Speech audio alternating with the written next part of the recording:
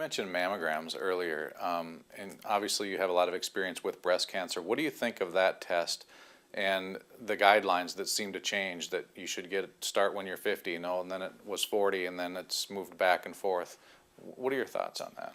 Well, let's start with the most recent study. The Canadian study that was done was a 25-year study. The results came out in February of 2014, and they found that for women aged 40 to 59, that mammograms did not reduce breast cancer mortality, not by 0.5%, nothing, and it was just as effective as a self-breast exam.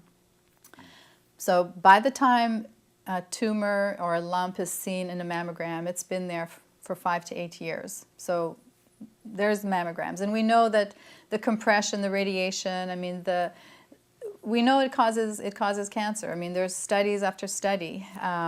Dr. Samuel Epstein, great voice for prevention and the truth about medicine.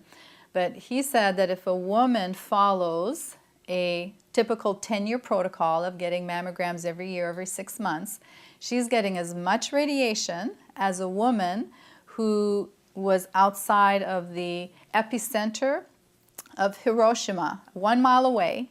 She's getting 10 rads of radiation in that accumulated amount of time. So it's dangerous stuff. And I'm not saying don't ever get a mammogram. Now with the digitals, there's a little bit less radiation, but they're so inaccurate, and there's other ways for you to find out if you're dealing with breast cancer.